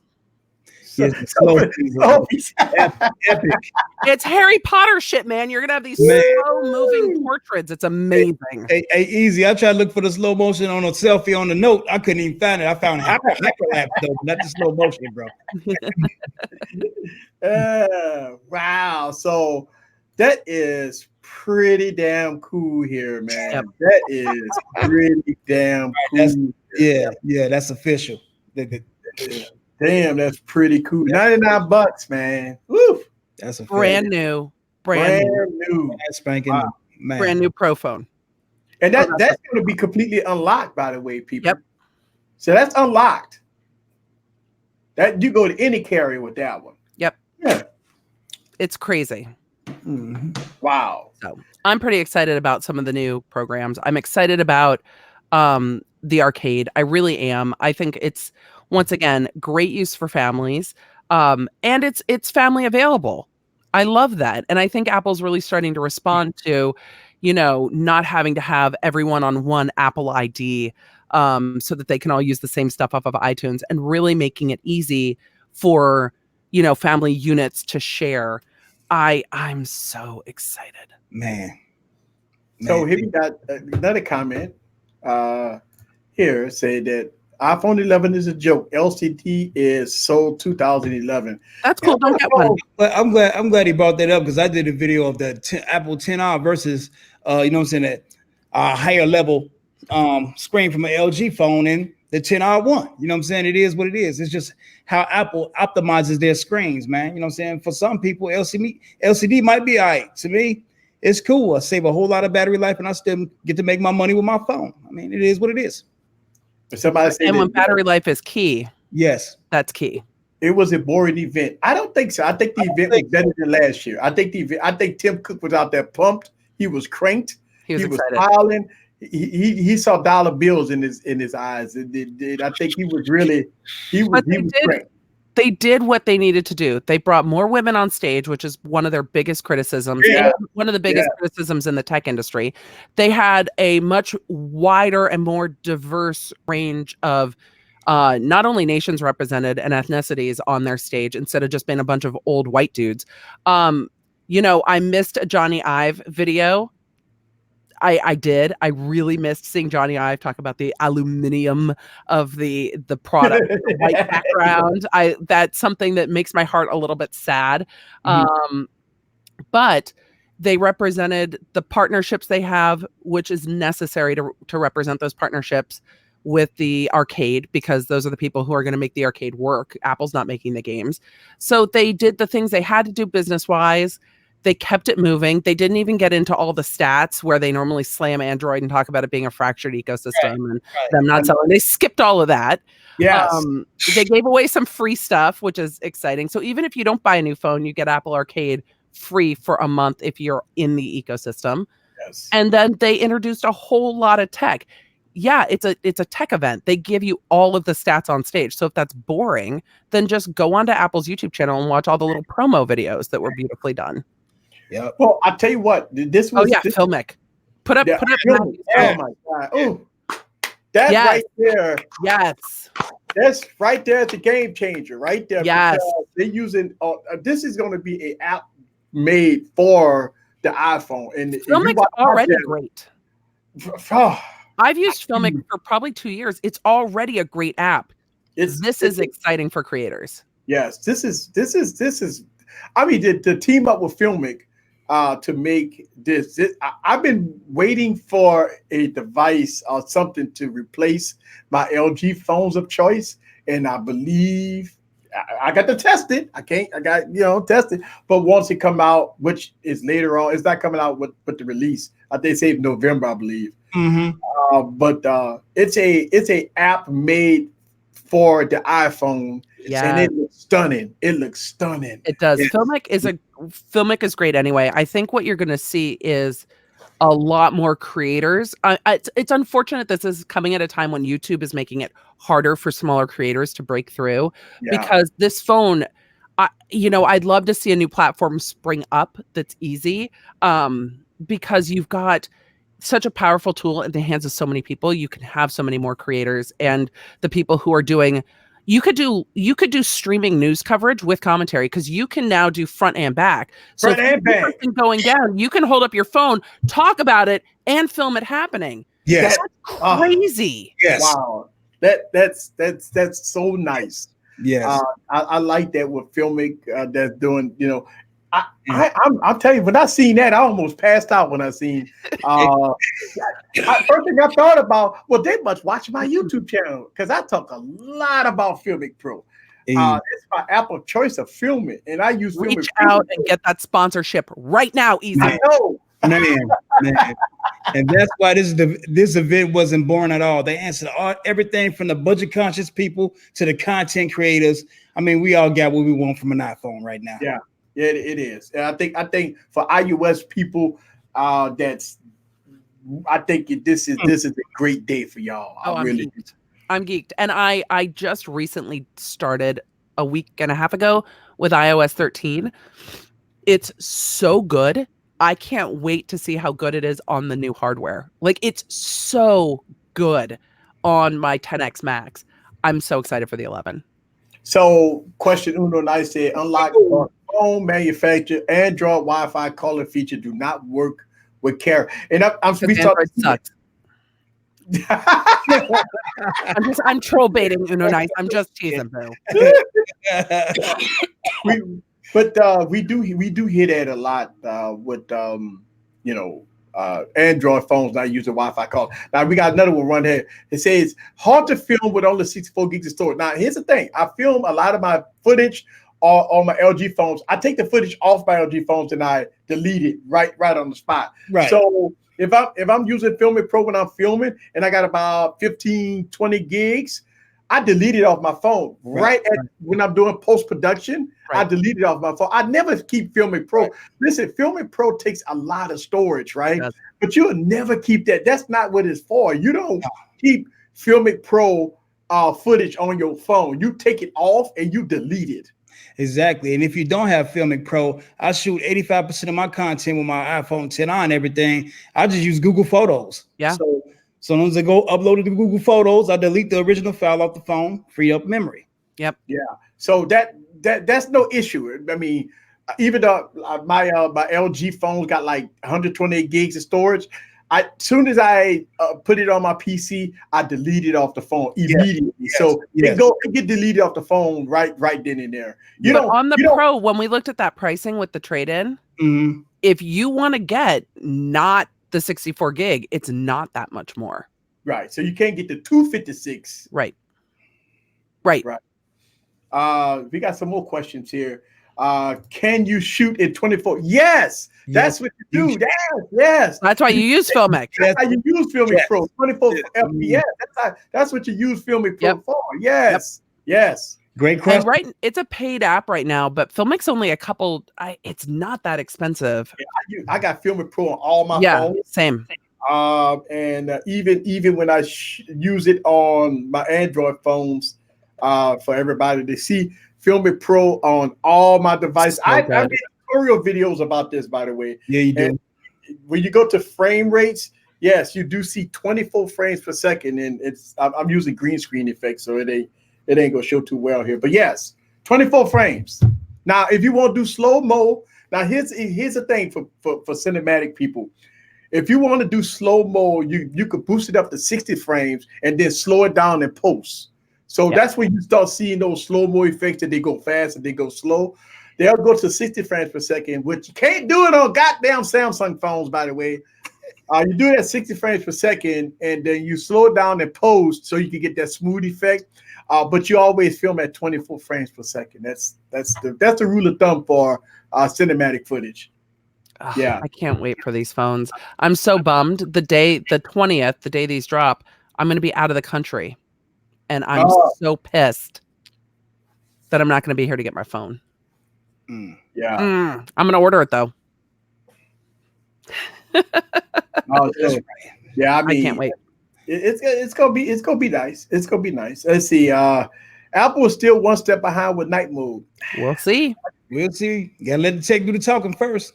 Yeah. We'll Let see. the tech do the talking. Yeah. Well, Easy, you got your wish. You said don't call it Pro if it doesn't have Pro mode. Yes, sir. Yes, You sir. cannot call it Pro if it does not have Pro mode. Now, truth to be told, it's an app. Now, they showed off the iPhone and they talked about it on stage that the white balance and the ISO doesn't fluctuate too much on the regular mode, which that's the biggest problem when we see when content creators shooting in auto mode, is that when you're going from a lighter scene to a darker scene, the camera white balance and ISO just kick it up, and you start to see all that fluctuation and white balance fluctuations in your footage, which Pro mode would fix that. Then when you trying to do focusing, I talk about this a lot. If you focus on one item, sometimes the phone doesn't focus directly on that item. It'll focus on the background, and you get a very blurry video. And so that's what Pro mode fix also, because you can do fixed focus that you don't have to worry about there. Changing your ISO and white balance and your color gamut and color stuff like that is a big thing. And that's what Filmic Pro does, by the way. Filmic Pro, you can change literally everything, all aspects of the footage before you take the footage, and that's great. That's what's up. Because I'm a Final Cut Pro 10 user myself, but I will definitely dive into Filmic Pro when I go ahead and get my 11. Yep. Can you explain more about the multicam feature that they were talking about at the Apple event? Now we're talking about Filmic Pro because if we talk about Filmic Pro, that's what we talk about. Like you can record somebody there and you can record yourself at the same time. You can record multiple back cameras, so you can and then pick which one or splice the footage or edit it. It's ridiculous what you can do on phone. So let me answer this question. So Filmic Pro is basically LG. No, Filmic Pro goes totally deeper than LG's manual. As much as I love LG's manual, and I use it sometimes. But when you look at Filmic Pro, just download Filmic Pro and look at how Filmic Pro goes deep into white balance. You got color, you can change. You got focus peaking, right? Focus peaking. You got, listen, I got a full tutorial on my YouTube channel. I just dropped a video about Filmic Pro like 2 days ago on my channel. Go look at it because it discusses all the features of Filmic Pro, and it's fantastic. Yeah, Filmic for Dr. Donna. Filmic's an app that you can put on your camera, that you can put on your phone right now. It's going to have more. It's going to have an integrated app for the new iPhone to allow it some of this access, which I love because Apple doesn't often like open the. I almost said open the back door. I'm going to say it anyway. Open the back door of their phone to allow an app to have that much control. So new Filmic having full access to the hardware is really cool. And it's something that's really unusual for Apple to allow that much control over the camera to a developer. And I think is the first time that's happened. Like you don't get that much camera control. It's hard. Still, this is one thing we complain about with Apple. It's hard to change the filming frames per second. It's hard to change those settings in the camera. You have to like dig into it. And with the new Filmic app, it looks like you can just. Yeah. So another question we got here is, would you recommend now the old XR or the new 11? And here's the thing. How are you going to use it?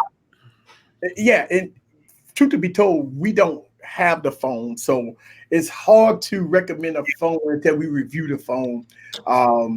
And so I won't say don't buy it because the XR is cheap, right? It's gonna be like $500 compared to $600. It's one of those things that if you bought an iPhone XR yesterday for $750, damn, I'm sorry. Like, within 30 days, Apple will return it though. Right. So I would definitely consider returning it if you just spend $750 for an iPhone XR, knowing that in the next, when they releasing it. Pre-order Friday, release it the 20th. Yeah, the 20th. So on the 20th, you could get an iPhone XR for $150 cheaper. Yep. And it's gonna be better. Like, you know what I'm saying? So you get the new latest and greatest. Or if you wanted to get the iPhone XR, it'd be a lot cheaper than what you just paid $750 for. So what I tell people, because we're on with iPhones, you get the TikTok cycle, right? With a lot of tech, you get 1 year you're going to get a style revamp. Generally, the next year you're going to get like a bigger hardware and software revamp.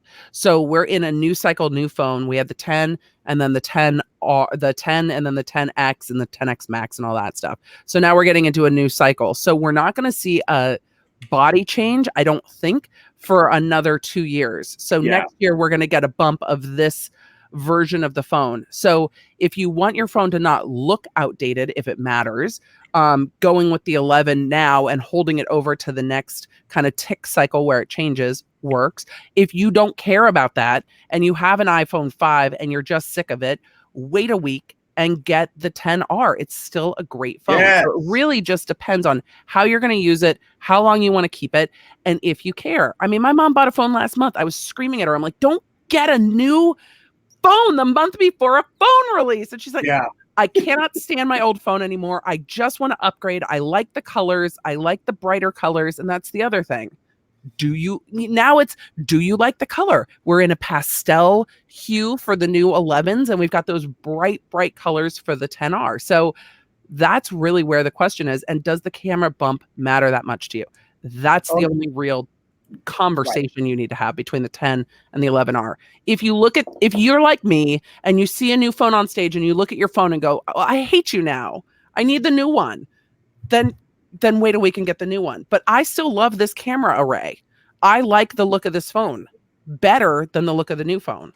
But I want to play with those new cameras, and I want 4K front-facing camera, and I want slow fees. Yes. So I'm going to get a new one. Emily, maybe you can answer this question. Where is the reverse wireless charging? It's where the death of your battery goes to. So that's not happening. I know that Samsung put it, and I don't use it. It's a cute gimmick to show off at a bar when you drunk and you put the phone and say, "Hey, bro, look what I can do." I don't see nothing. Like when they're like, "Oh, you're going to be able to put your AirPods on the thing and charge it." I'm like, I will never do that ever. It's going to make my phone hot and kill my battery life. Nope. Yeah, I mean, reverse wireless until they do it right. Look, first of all, I don't want to turn my phone upside down. Period. That's one thing.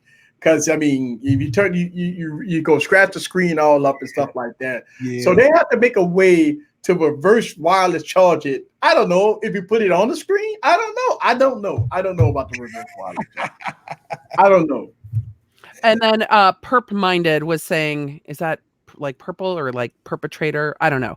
Was saying better to have it than not have it. And that is the exact opposite of Apple's philosophy ever. Apple waits until it's perfect before they put it in the phone. So they are never like, let's throw it in and see how people like it. Apple iterates and iterates and iterates, and everybody's like, oh, these other people have been doing it for years. Yeah, Apple waits until they get it right, until they don't want their customers bitching. Apple customers bitch like nobody's business. When you had the 4 that you held and the phone and the calls dropped, people went crazy. And the news media went crazy. It's like, oh, what's Apple doing? Everyone kind of expects Samsung to experiment with stuff. Apple doesn't experiment. Yeah, the Galaxy Fold. Yep. Right. That's exactly what Samsung going through right now. The Galaxy Fold debacle. They want to release it. It wasn't ready. And everybody talk about, well, Apple ain't going to come out with no foldable phone right now. Mm-hmm. It's not ready. No, not at all. It's not ready. So I didn't think that Apple would come out with a foldable phone this year or next year. No, Apple waits until the tech is proven, and they iterate. I mean, the Apple campus has so many versions of the iPhone walking around, and the Apple, employees and engineers use them and use them and use them and use them until, once again, I'm going to say it, until the use is Apple-y. Once the use feels like an Apple product and you have that Apple experience, they will do it. So do you agree with this? I mean, they say Apple let everybody else do it first, and did they copy them? I don't think they copy them. I think Apple has a long game. I think they have tech that they try out. I definitely think they watch what hits and misses. They're also a publicly traded company, so they really don't mess around with putting out half-baked products. Other companies do that, and that's a different company ethos. Apple does not put out products that flop. They just don't. I mean, not since like the Lisa. It's been a long time. So anyway, my DMs are blowing up on Instagram. Everybody's wondering why there aren't colored iMacs. I'm like, look, people, we knew we weren't getting iMacs at this event. Did anybody expect, not iMacs, laptops? Did anybody expect new iMacs? I didn't expect, don't they do a separate event for that? Yeah, normally October. Yeah, this is not for Apple, for Macs and that like that. That's October. Nope, I wasn't expecting it. I don't know if we're going to get new colorful laptops and stuff. I was surprised by the amount of colorful iPhones that we saw. Like even with the 10R, I was thrilled that we're getting back to, the old school days with the big, bright, colorful laptops and the bright, colorful iMacs. And maybe that'll come to the computer line, but I'm interested to see. I really was surprised with the amount of colors. So somebody said they forgot to mention the most disappointing thing I saw at the Apple event with the video on the Apple Watch and the boy scout leader using the Apple Watch as a compass.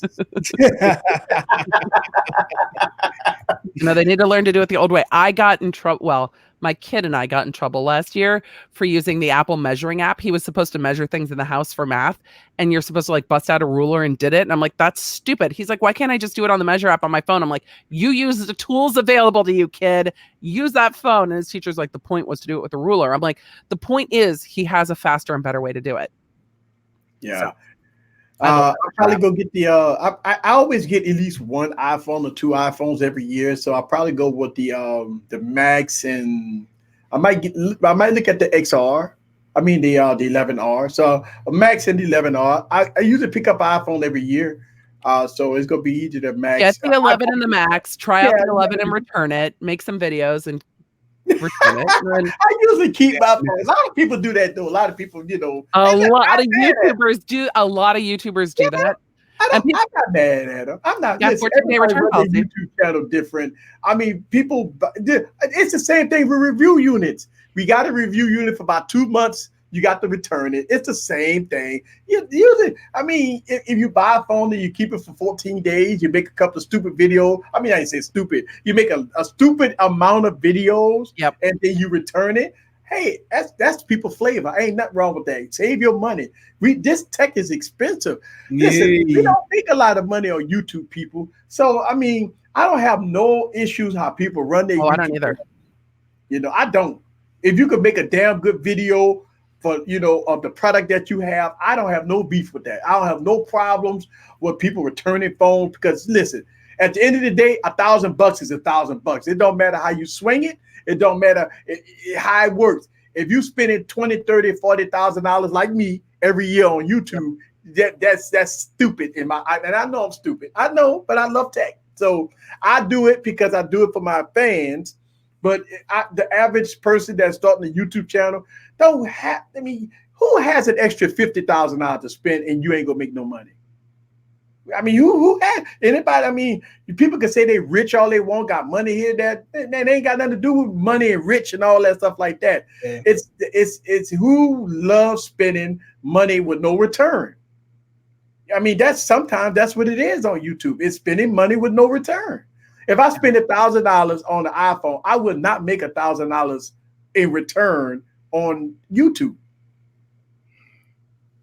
So I mean, you call it how you see it. I mean, when I go to my CPA every year, And when I look at my expenses that I paid on YouTube, my wife's eyes go wide open. She cannot believe the tons of money I spend on this YouTube channel. Hopefully, you're taking those losses as a pass-through corporation. Yeah, of course. I do things different. And listen, I'm about time, knocking on wood. I'm making a few dollars on YouTube. Good. Now because I wasn't the first 2 years, so I'm still trying to recover for tons of cash that you just spent. And a lot of people say, well, if you don't have the money, don't do YouTube. I hate that comment. I don't like if you don't have the money, use the return policy. Get one phone that you're using to record, use the return policy and make it work. Make it work. I don't have no problem with people buying and returning stuff. I don't have no problem with that. I don't have no beef with no other YouTubers. I don't call other YouTubers out because they do it. I don't care. I enjoy the footage. I enjoy the videos. I really like them. I enjoy watching YouTube. I enjoy watching other content creators. However, they pocketbooks is their pocketbooks. However they run their channel is the way they run their channel. I have no beef with that. The only time I have a problem with it is in the luxury community because it's common there, but nobody talks about it. So they lead their viewers to believe that they are buying, multi-$1,000 purses regularly and returning them to review them. I have no problem with the buying it, reviewing it, and returning it, but don't make it seem like you're balling when that's the process you're doing because you're incentivizing other people to buy. I think with tech, it's pretty easy to understand somebody's not going to keep 15 phones. Easy will, but other people are going to try things and return them. And the review units are common in the space. Right. In other spaces, it's more problematic to me. But if you're going to try 2 iPhones and you don't need both and you don't want to keep them, it's okay to use that 14-day return policy because somebody at the store is going to be real excited to get that phone when it comes back in. So you return it. That's it. You get it. You got 14 days. The 14 days you can make 2, 3, 4 videos with it. At least. I don't have no problem. Listen, if I bought a phone and it was damaged or whatever, if it was malfunction, I'll return it and get another one. Yep. Usually when I buy phones, I usually don't return them unless it's really bad. Or I keep it for a long period of time and I resell them. I lose money on them.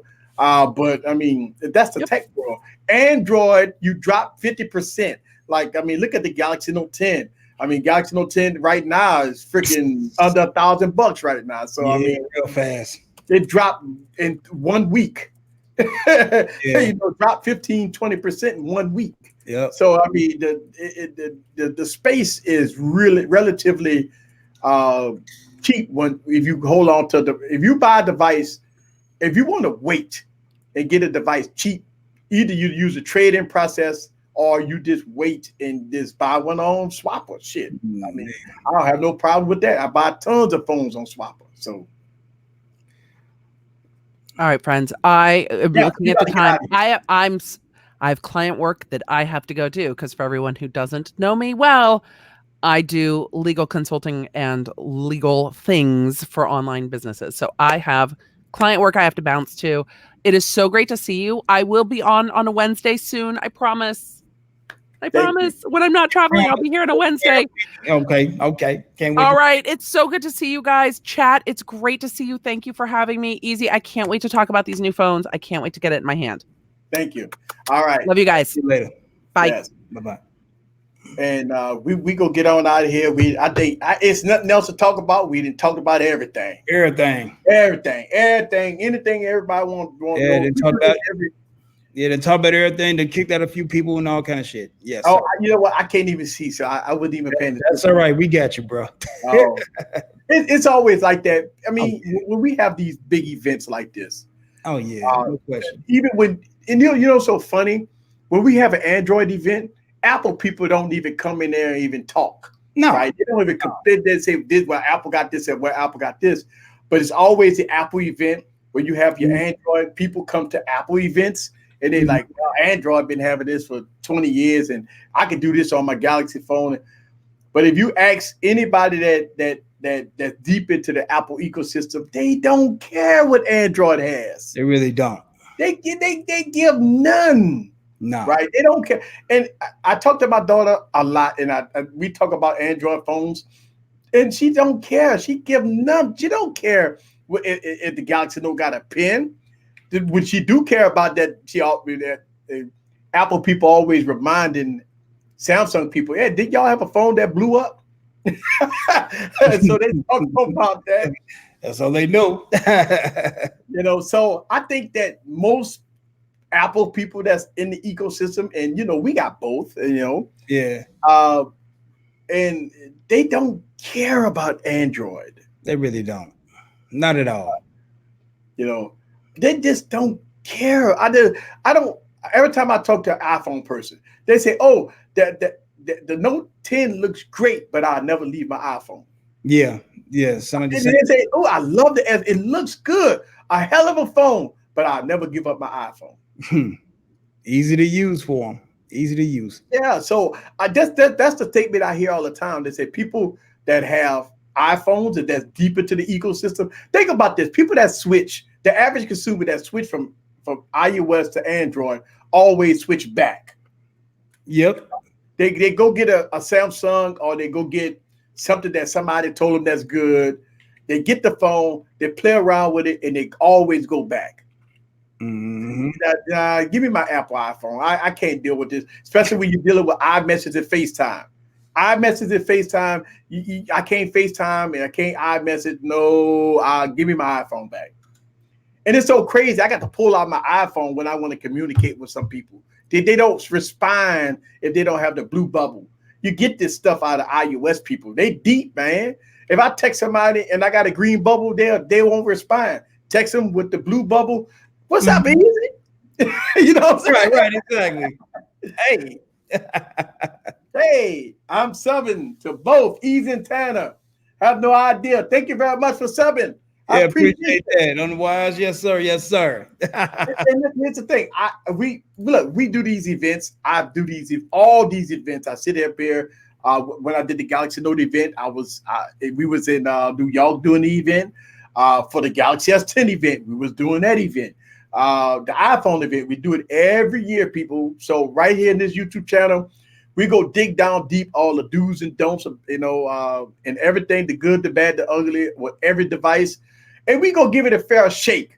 Like we're not going to just say iPhone suck, this suck, you shouldn't buy it, this, that, and other. Let's give it a fair shake. I think a lot of things came out of this keynote address. Right. Let's see. Here we go. Somebody, and here's the thing. A lot of people say, here's a joke. iPhone 11 record 4K video. You're going to watch it on the same 720p. Not necessarily when I put it on my monitor. Yeah, that cat right there had nothing but a lot of negative stuff to say. So he just got his farewell papers. Okay. All right. I just returned my Note 10 Plus, and I had to come back to Apple. See, what? I gave my daughter a note. I like that. My daughter took a note for 20 minutes, man, and she rolled out and said, "Look, I need my iPhone back." Go back and watch the event and listen to the crowd reaction when they mentioned the fast charging the box. No reaction. They were cursing Apple out for not putting it in the box for years. Right. And that's the whole thing. That's crazy. Like, Apple got criticized for years for not putting a fast charger in the box. They finally did it. I wouldn't expect the crowd to be jumping up and down for joy, but we hearing people say, well, we got 25-watt chargers now. We got 50-watt chargers. Hey, man, Apple been putting 5-watt chargers in the box, man, since forever. You know what I'm saying? So Apple they go put it in a box. Unlike Samsung, don't even give you a freaking dongle in the box, man, for you buy a Note 10. There you go. Come on now. Let's talk about the good, the bad, the ugly with both. You know what I'm saying? So, I mean, yeah, Apple should have been done it, but yes, they're doing it now. Mm-hmm. No question about it. Yeah. I never went back to iOS after getting my the first Note. I hear you. And that's cool. Like, let's see. iPhone 11 is a better value than the Pro. Do you agree? Well, $600. I mean, $600 is $600. You're getting the A13 chip in it. You get the speed. You get dual cameras. Yeah, two cameras. Yeah. All right. I would agree that the iPhone 11R is probably a good value because you get new cameras, you're getting all the bells and whistles. Yeah, I would say it's a good value for $600. Mm-hmm. Yeah, not bad at all. Not bad at all. But if you're a content creator, you're going for the pro. It is what it is. Right. Yeah. Let's see, people making excuses for being bent over by Apple. I mean, look, man, truth to be told, Apple was never a cheap company. Nah. Apple never made product that was cheap. Computers, anything overpriced. Apple was always, if you go back and look at Apple computers was always over the $1,000 price point way back when Windows NT was out. Yeah. If you look at the first iPhone at that 600, it was $699 10 to 11 years ago, which was surely overpriced way back in the day. If you look at the prices of Apple product, when did Apple ever been a cheap company? Apple ain't never been cheap. I'm not giving them a pass because they overpriced their product. But when did Apple ever been a cheap company? Now I can tell you this much: they was for $600. You're getting a very good phone. Now, one would say that that Apple is becoming a little cheap now. They give you product for free for a whole year. They give you a $600 phone. They give you a $300 iPad. When would the iPad? I never thought that we came to the day that iPads was $300. We got iPads that's $300 today. So yes, Apple have dropped their prices down tremendously over the last couple of years. Remember when the first iPad came out? It was what, $599, $699?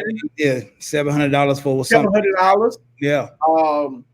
For 16 gigs. Remember, 16 gig iPad, $600. Yeah. Now look at, we fast forward to 2019. We got $300 iPads. We got $600 iPhones. We got $200 Apple Watches. So I don't know, man. I don't. How more cheap than you want Apple to go? Exactly. You mean $300 iPad? I mean, you want them to sell it for $100? Right. They give you services for free for a whole year. What they want? I mean, what you want? You want them to give them to you for free forever? And we can go to cell phone history. The price. The first cell phone costed $3,000 ever made. No, not a smartphone. Dumb as hell. Then in the 90s, the most popular phone was like $1,500. Come on now. It is what it is. And now with everything going up in price as far as the cost of living, you know what I'm saying? Everything got to be fair. So right about now, the price market that Apple's dropping the prices to is pretty damn fair. I can't complain. Yeah. Every company is overpriced. The difference is that each other company gets today's technology while Apple's 3 years old. Wait. Where Apple 3 years old? Nah. The A13 chip is listen, last year A12 chip beat any Android phone out there. The A13 chip is beating every Android phone out there. So that's not 3-year-old technology. Yeah, he got to go too. That's a troll. Yeah, he ain't said nothing but negative shit. Fuck him too. Okay. I mean, I'm just saying, like, when you say 3-year-old technology, the process is beating every Android phone out there. Yeah. The cameras, people keep on trolling me about I keep saying cameras with a B. The cameras, all right, the DG in the building. The cameras is up on par. Listen, Samsung doesn't have Pro mode on their cameras. Apple don't have Pro mode on their camera, but now they got Filmic Pro. Nah, I don't know. Hey, because what he said when the announcer said, yeah, they filmed it and they edited it on the iPhone. I'm like, how? Like that? You know what I'm saying? Then it came out with the filming. Oh, shit. Yeah, they did. Man. Whew, it's a nice day. It's a nice day for Apple fans everywhere. Can't wait to get it in my hands and see what it do. Yeah, we gonna see. All right, let's get on out of here, boss. Now I might go to happy hour.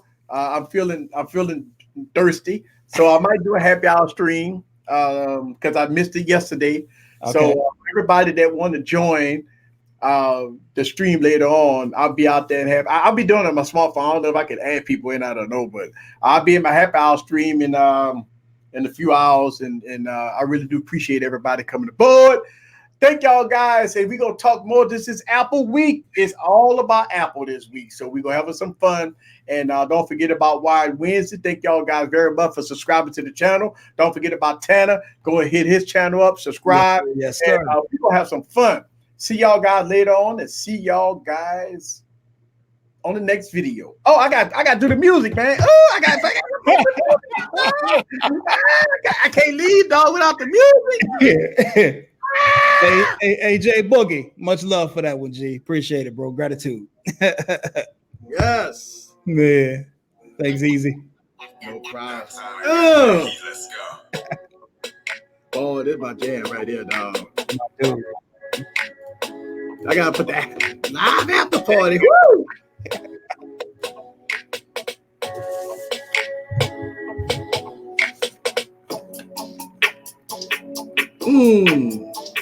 Thank y'all very much for coming to the live after party. Oh shit!